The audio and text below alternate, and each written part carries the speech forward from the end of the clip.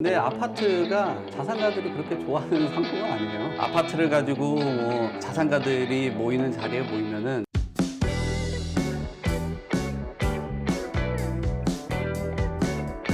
안녕하세요. 머니투데이 방송 문정우 기자입니다. 자, 오늘은 부동산 투자 성공 공식을 살펴보고 또 공부해보는 시간 마련해봤습니다. 자리에 송승현 도시와 경제 대표 모시고 이야기 나눠보도록 하겠습니다. 안녕하세요. 네, 안녕하세요. 네. 아니 발음이 굉장히 또박또박 하시네요. 감사합니다. 맨날 전화로만 만나서 통화하시다가 네네.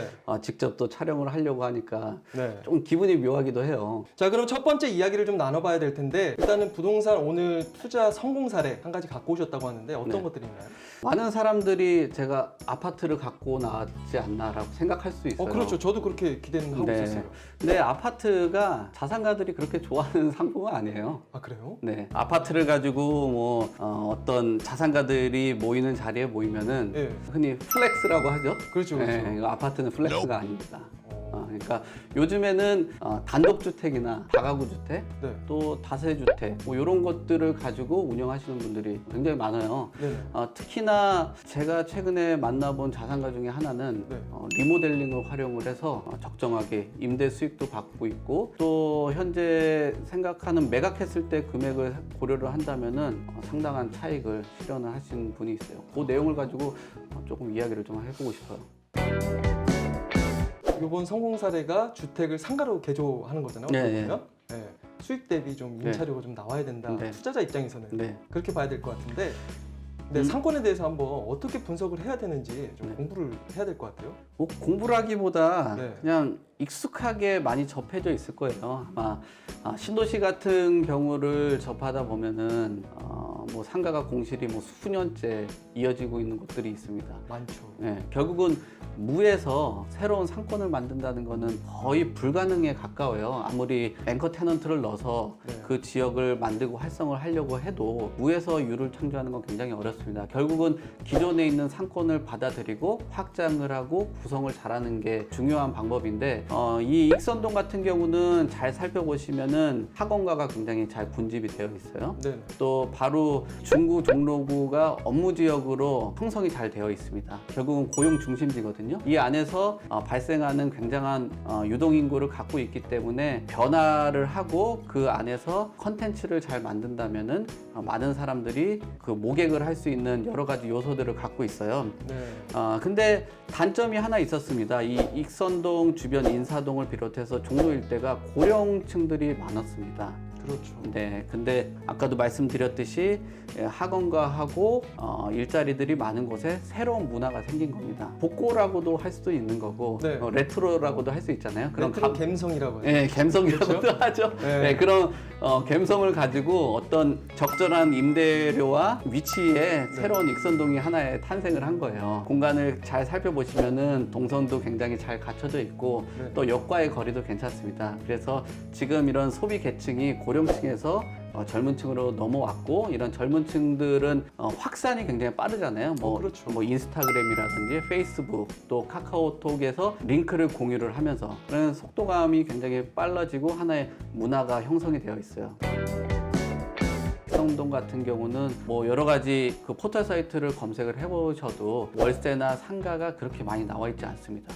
자영업자들이 이곳에 와서 창업을 하고 싶어하는 대표적인 상권 중에 하나예요. 그래서 이런 그 창업 수요들이 발생을 하면서 임대가가 굉장히 높아졌고 그거로 인해서 건물에 대한 가치도 굉장히 높아졌어요. 사실 이건 주택을 상가로 바꿔야 되잖아요. 네. 그러면 리모델링을 해야 되는데 네. 이 리모델링 사업을 어떻게 시작해야 될지도 모르겠고 네. 또 주택을 또 상가로 바꿔야 되잖아요. 그러면 행정상 용도 변경도 필요한데 네. 이런 거 좀 어떻게 해야 되는지. 제가 리모델링을 권유하는 이유 중에 하나는 신축보다 여러 가지 장점들이 많아서 말씀을 드리는데 그래요? 네. 일단 신축 같은 경우는 여러 가지 제약이 있습니다. 현행 건축법에 제약이 있기 때문에 뭐 원하는 만큼의 면적을 다 활용을 못해요. 그러나 과거에 있는 1900 뭐 한 70년에서 80년도에 지어졌던 다가구 주택 같은 경우는 네.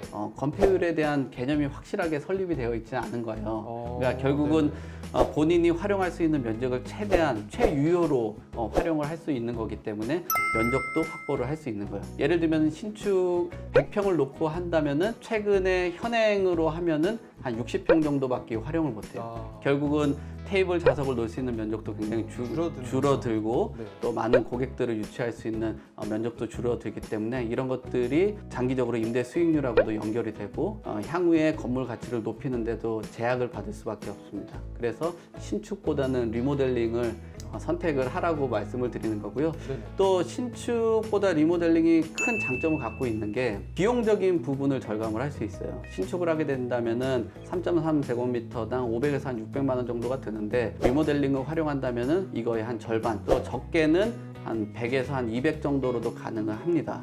네네. 네, 그러니까 자기 자본 투여하는 게 굉장히 줄어들겠죠. 처음에 그렇죠. 초기 투자할 때는 자기 자본이 굉장히 중요한데 이런 비용들을 절반 정도. 그렇죠. 절감할 수 있는 게 큰 장점이고요.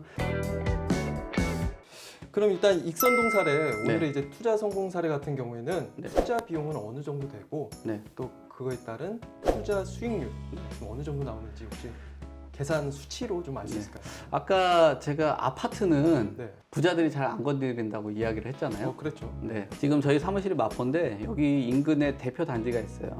마포 아유. 레미안 푸르지오, 보통 일명 마레프라고도 하잖아요. 그렇죠.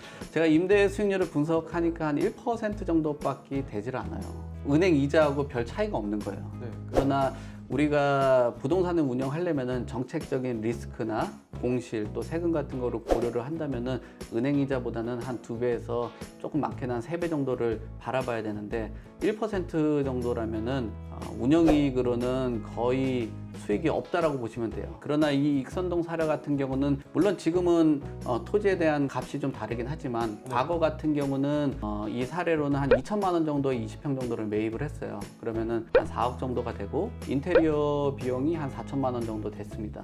단순 뭐 여러 가지 경비를 제외를 하고 일단 한 4억 4천 정도가 들어갔는데 현재 이 운영하고 있는 카페가 5천에 한 250만 원 정도 월세를 받고 있어요. 네. 적지 않네요. 그러니까 이 수익률로 앞에 계산한 거로 말씀을 드려도 한 경비를 제외하면은 한 6에서 한 7%, 또 최근 임대 수익률, 임대가까지 고려한다면은 8% 정도까지도 갈 수 있어요.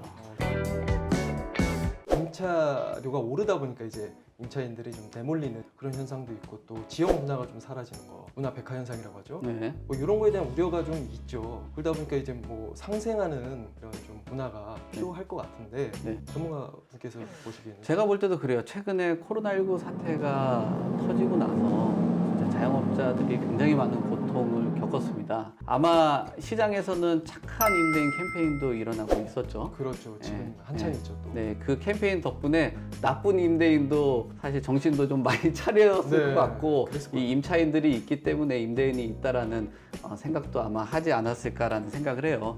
결국은 서로 상생을 해야지만이 경제도 활성화가 되고 그 지역도 부가가치가 늘어나고 합니다. 그러니까 내 그 이익 실현만을 생각하지 말고 부동산 투자라는 것은 좀 장기적으로 보고 또 최근에 상가보 같은 경우도 5년에서 10년으로 늘어났잖아요. 네. 그거에 걸맞게 적정한 임대료 측정도 잘 하시고 장기적으로 노후 상품으로 될 수 있는 네. 그런 자산 운영을 했으면 좋겠습니다. 제 포부보다는 앞으로의 바람이라고 말씀을 드리는 게 좀 더 나을 것 같아요. 그렇죠. 네. 네. 알겠습니다. 네. 네, 오늘 말씀 감사드립니다. 네. 감사합니다.